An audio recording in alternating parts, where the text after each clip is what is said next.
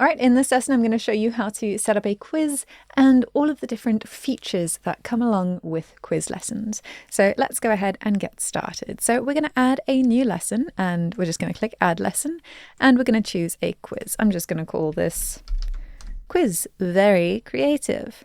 All right, we're then going to make sure that it is published and hit Save. All right, to start building out our quiz, we're just going to start adding questions. Now, I'm not going to be very creative. I'm just going to call this Q1. The answer types are 1, 2, 3, and 4, and I'm going to hit Save. So you would actually type in a real question with the real answers. Now, you'll notice that as I've put in those answers, it's marked 1 as correct, and then 2, 3, 4 are all incorrect. And if I add a new question, I'm going to show you why it's done that. So let's do Q2. And again, I'm just going to go 1, 2, 3, 4.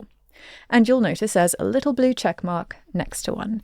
Now, 1 might not be the correct answer for this question. Instead, it is 3. So I'm going to mark it as 3.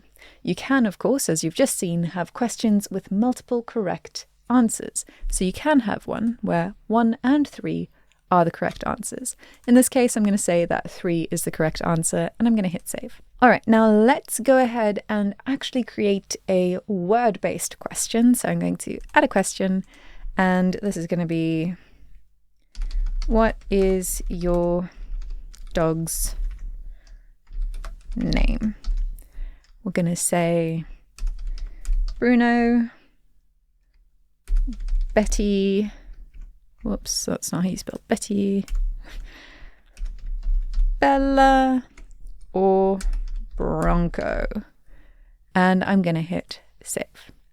You'll notice that when I create a word-based question, that it's automatically mixed the answers up. So instead of having this 1, 2, 3, 4 and 1, 2, 3, 4, it's taken it and been like, cool, well, you put Bruno first, but now Bella's first, then Betty, then Bronco, then Bruno.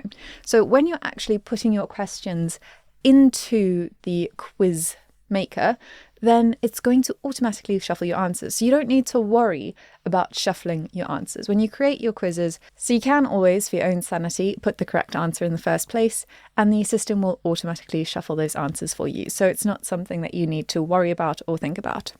All right, so we've got a few questions now, and that's pretty much how you create questions. True or false, you would do the same thing, but just have true or false, choose the correct one.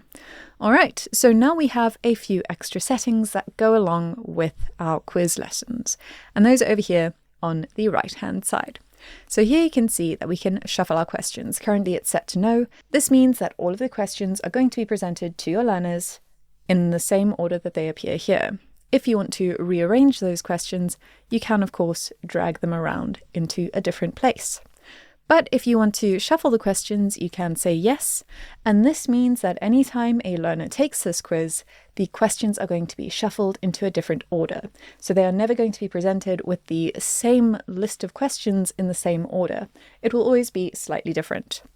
Now we can add extra complexity to this and limit our questions. So currently it's not limited. They'll have to complete all of the questions in order to finish the test, but you can limit the questions.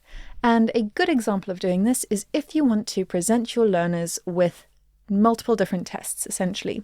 So what this is going to do is prevent multiple different learners from taking exactly the same test.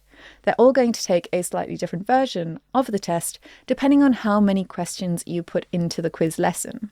So you could put 100 questions in and limit the questions to a total of 10. This means that they are going to get 10 questions pulled from the pool of 100 and presented to them. So they could get an entirely different quiz each time they retake the quiz. So that is our limiting questions functionality over here. We can then also add a passing grade. So if you want to make sure that they are getting more than 50% of the questions correct, then you're going to put that passing grade. If they don't get more than that percentage, then they're going to have to retake the quiz or they have failed. So here we come to our reattempts.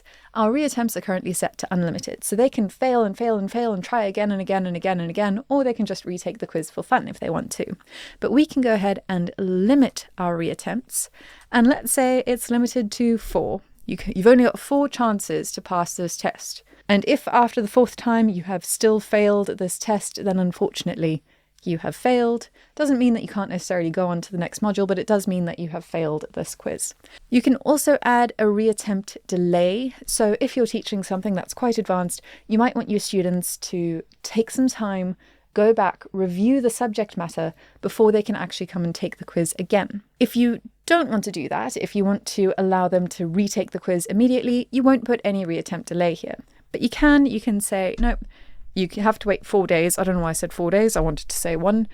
You have to wait 1 day, go review, and then come back and take it again tomorrow.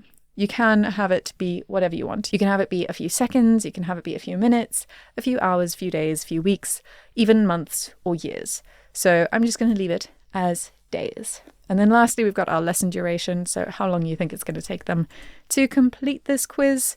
It shouldn't take them longer than 10 minutes. And now you have created a quiz lesson. Again, you're going to save those changes. And yes, you can add things like PostScript downloads and FAQs to your quiz lessons as well.